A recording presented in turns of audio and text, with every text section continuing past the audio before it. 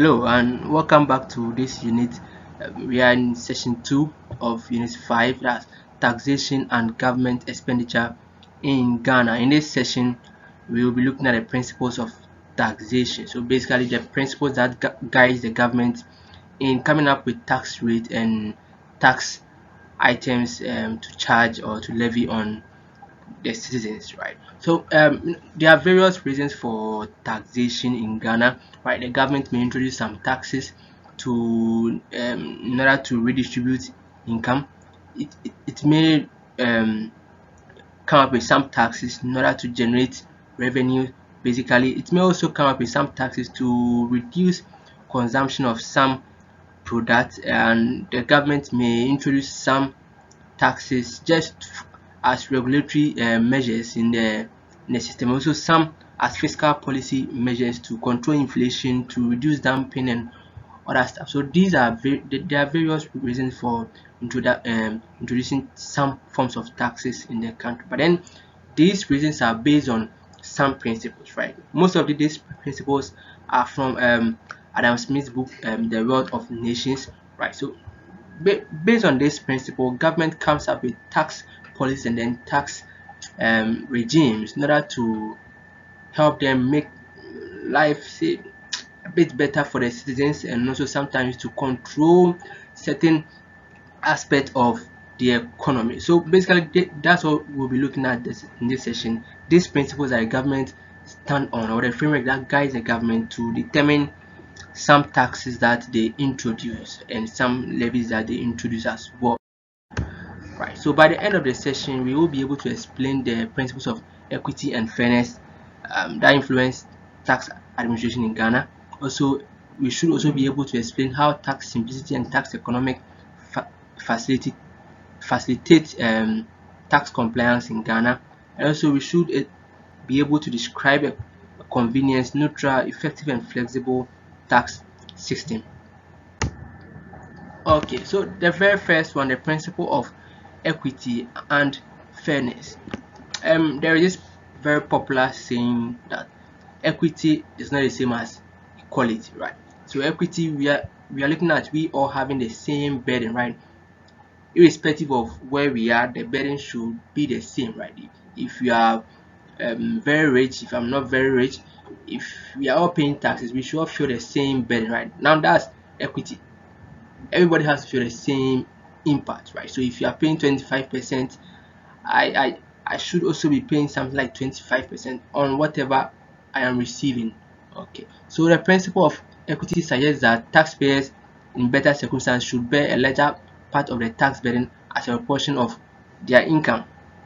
Right. So if if I'm better off in society, I should bear the the high or the larger portion of what taxes, because I'm better off in society, and then those who are less to do in the community should pay less to support whatever I am paying, right? So that's the principle of equity, that so that everybody feels the burden equally, nobody feels overburdened than the other, right? So equity has two main elements, that's horizontal equity and then vertical equity. The horizontal equity suggests that taxpayers in similar circumstances should bear a similar tax burden, right? So if we are all at the same level, we should bear the same tax burden.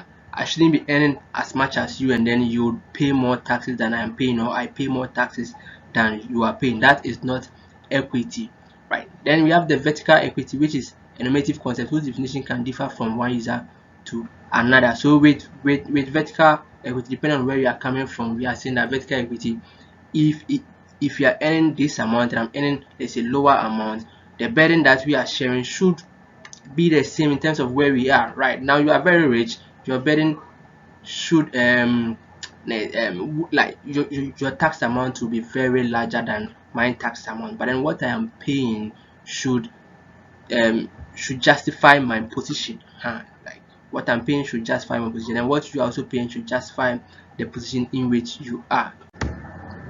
So this sends us to the principle of certainty. Right, certainty, we are saying that there shouldn't be any ambiguity in the tax system right now. There should not be any ambiguity in the determination of a person's tax obligation, right? I should know what I am paying, and I should know where I am going to pay this particular amount. That that's the principle of certainty, right? I should really the amount that I should pay should really be available, and then where I should pay this amount should also be known by all. Then the principle of convenience.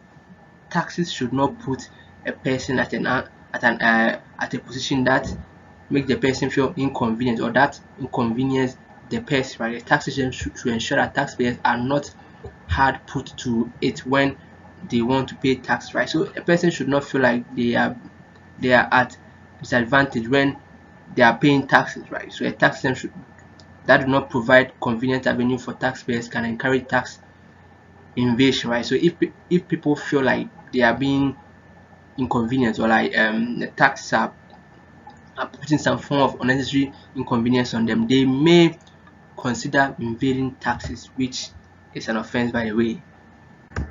Okay, the principle of economy is saying that the cost in collecting taxes should not exceed the benefit that we derive from these taxes. Now, assuming that you are raising a tax amount of 5 billion, and then you are incurring a cost of 6 billion, it doesn't make sense, right? So the cost that we incur in collecting these taxes should not exceed the benefit of the tax revenue to be generated, right? Then we have the principle of simplicity. The tax system should be simple to understand, right? Anyone at all should be able to understand the tax system. We shouldn't have technical people to explain to us what the tax system is. No, we should understand what we are paying, and then what that tax system is. The principle of effectiveness: a good tax system should maintain payment of the right amount of tax at the right time, right? We shouldn't be paying more than we are supposed to pay at a point in time. At any point, we should be paying the right amount. Then the tax system should be neutral, right? It should be devoid of any bias, and also it should be flexible. Okay, so this brings us to the end of this session. In this session, we looked at the basic principles on which government takes its tax decisions, right? Why government does some things, and why government charges some form of taxes as well, right? So let's take some few minutes to recap before moving on to other sessions.